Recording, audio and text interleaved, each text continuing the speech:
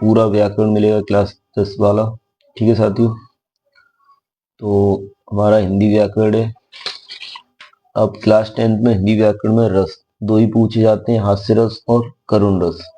ठीक है, तो हास्य रस क्या होता है कि रंग रूप वेशभूषा या तथा वाणी आदि को देखकर मन में जो प्रसन्नता का भाव उत्पन्न होता है, उससे हास्य की उत्पत्ति होती है, उसे हम हास्य रस कहते हैं। जैसे यहाँ एक उदाहरण है कि हंसी हंसी भाजे देख दूल्हा दिगंबर को, पावनी जावे हिमाचल के ऊंचाव में।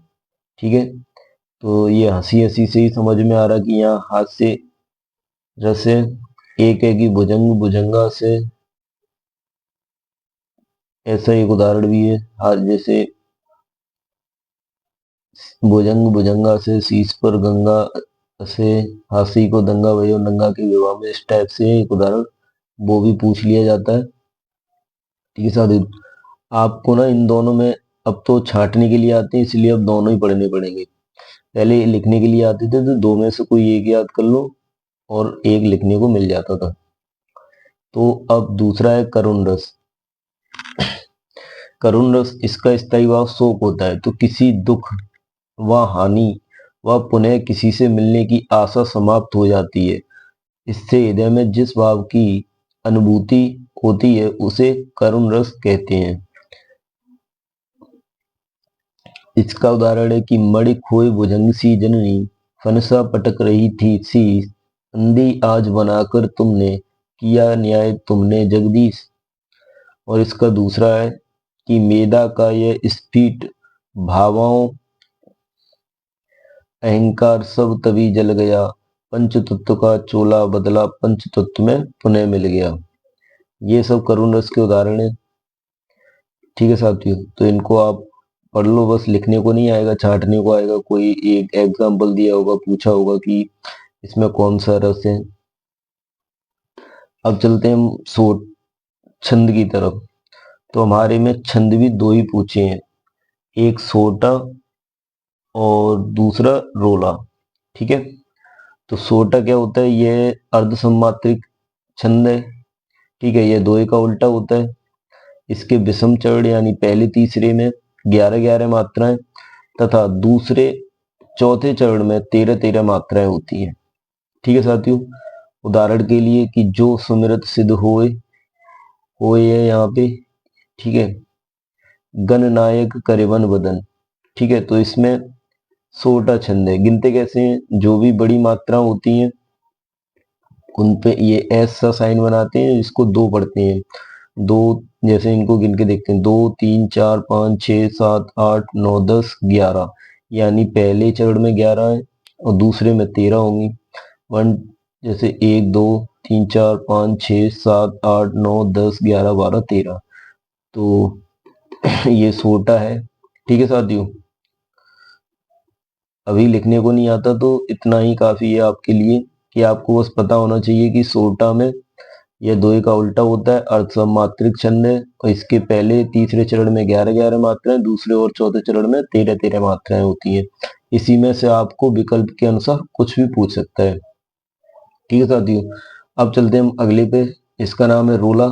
यह सम्मात्रिक छंद है। आपको एक एग्जाम्पल पूछ सकता है कि लिख के देगा रोला कैसा छंद है। उदाहरण होगा अर्ध सम्मात्रिक, सम्मात्रिक या मात्रिक छंद है, या इनमें से कोई नहीं। तो आपको पता है रोला सम्मात्रिक छंद है, तो आप उस पर टिक करोगे। ठीक है साथियों, तो रोला आता है, यह सम्मात्रिक छंद है। इसमें 4 चरण होते हैं और हर चरण में 24 मात्राएं होती हैं। इसे काव्य छंद भी कहते हैं। आपसे ये भी पूछ सकता है कि काव्य छंद किसे कहते हैं, तो आपको पता होना चाहिए रोला छंद को काव्य छंद कहते हैं। इसके उदाहरण है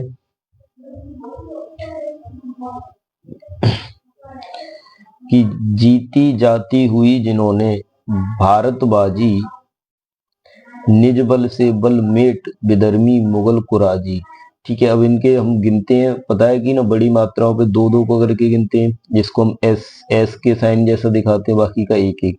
ठीक है साथियों, गिनते हैं। यहाँ पे देखो 2 2 4 6 8 9 10 11 12 अच्छा 11 तो यहाँ हो गया, 12 13 14 15 16 17 18 19 20 21 22 23 24, यानी 24 मात्राएं। ऐसे ही 24 मात्राएं इस चरण में। यहाँ मैंने 2 ही चरण लिखे पर रोला में 4 चरण होते हैं। ठीक है साथियों, अब हम चलते हैं अपने आगे। हमारा रस हो गया, छंद हो गया, अब आते हैं अलंकार की तरफ।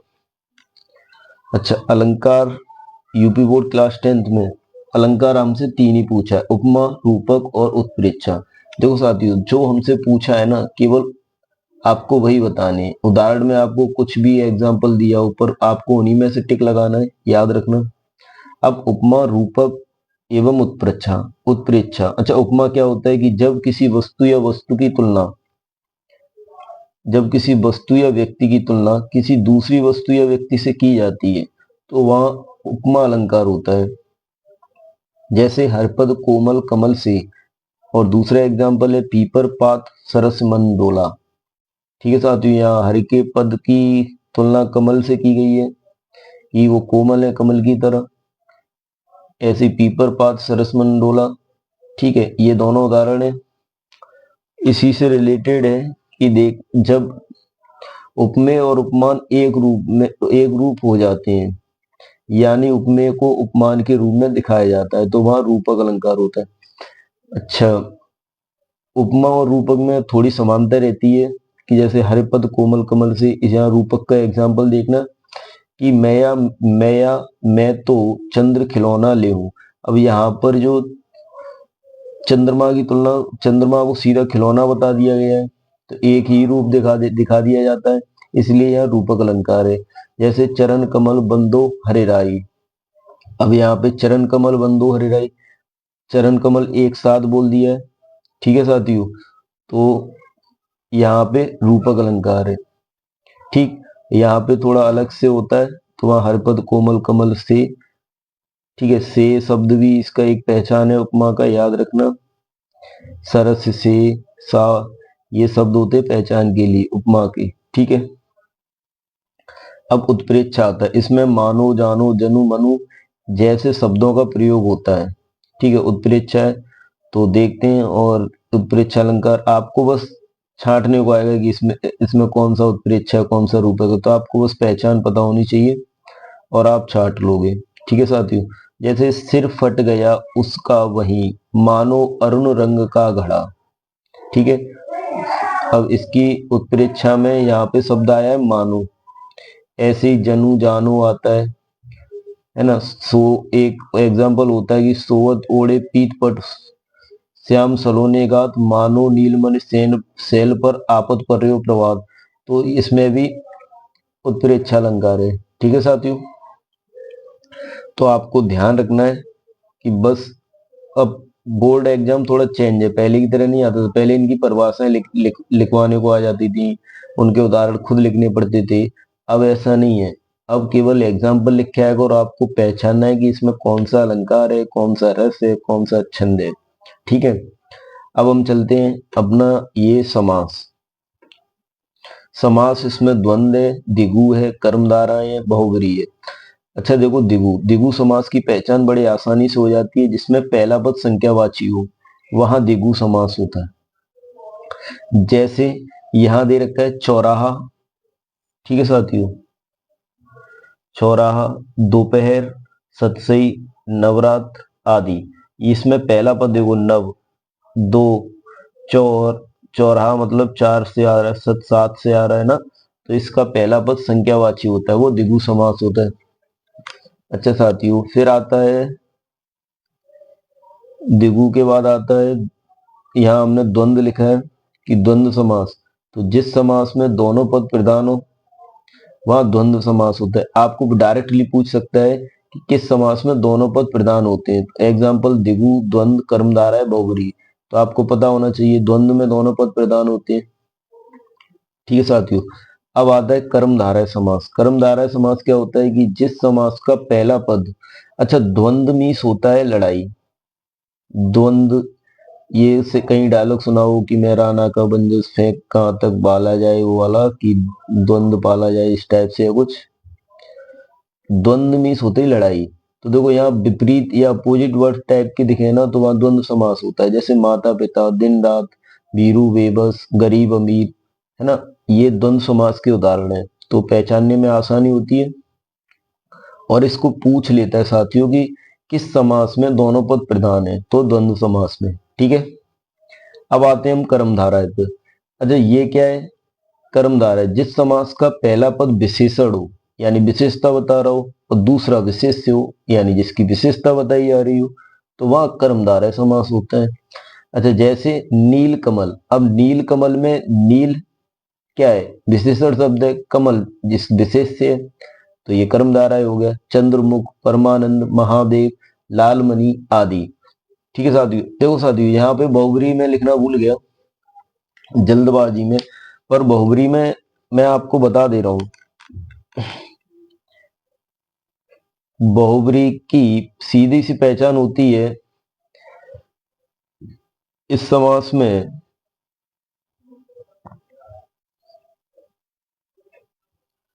कोई अन्य पद प्रधान होता है।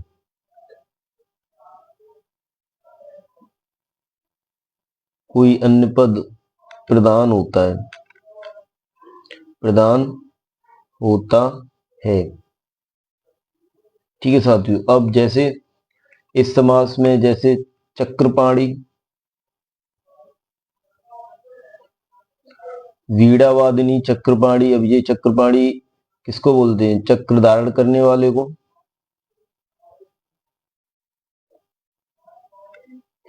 करने वाला अर्थात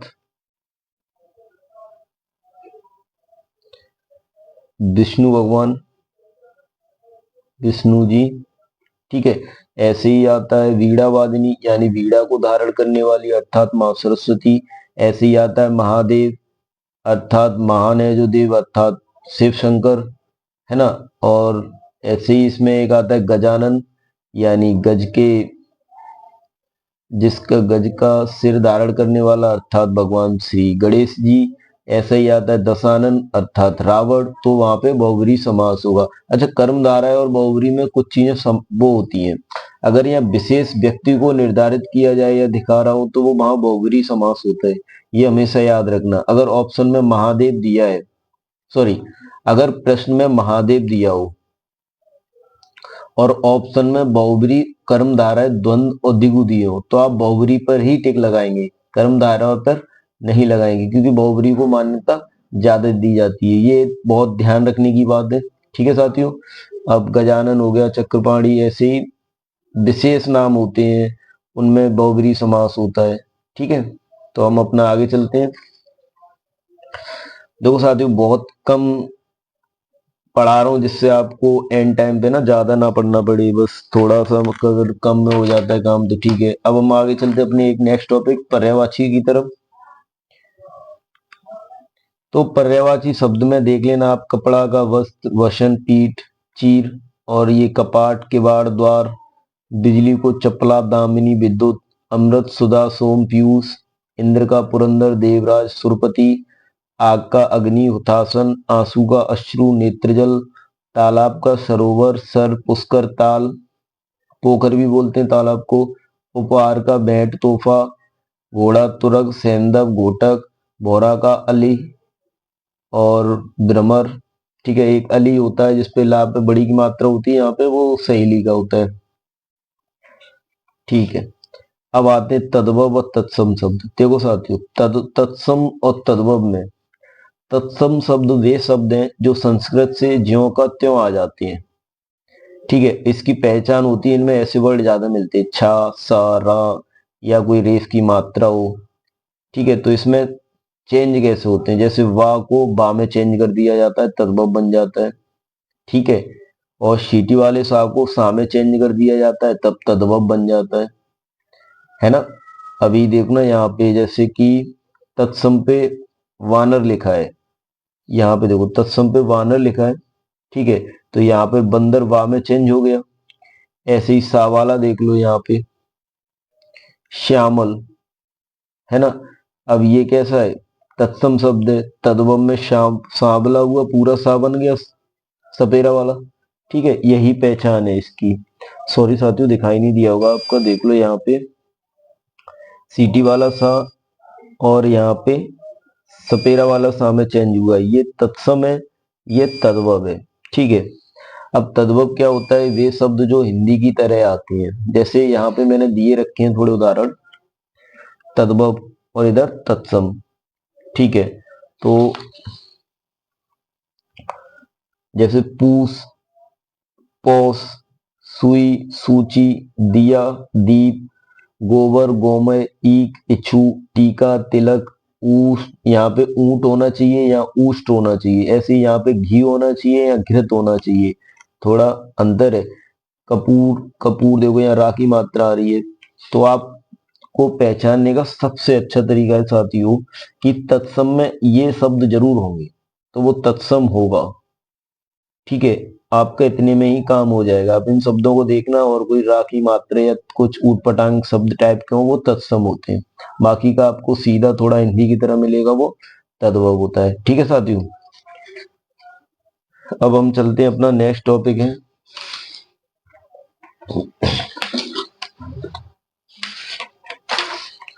देखो साथियों नेक्स्ट टॉपिक आता है, उसमें एक वाच्य। अब वाच्य आता है, देखो मैं आपको आपकी इधर सिलेबस में दिखाता हूं। देखो साथियों, मैंने रस कराया, अलंकार अभी बता दिया, छंद बता दिया, उपसर्ग आप कर ही लोगे, समास बता दिया, तद्भव तत्सम पर्यायवाची बता दिए। ठीक है। अब इसमें देखो एक आता है वाक्य रूप। ठीक है। एक आता है वाक्य रूप और दूसरा आता है एक वाच्य। अच्छा, वाच्य परिवर्तन, वाच्य प्रयोग, ये देखने वाले हम। थोड़ा सरल, एक एक नंबर का आता है पर सरल सा क्वेश्चन आएगा। अच्छा देखो वाच्य।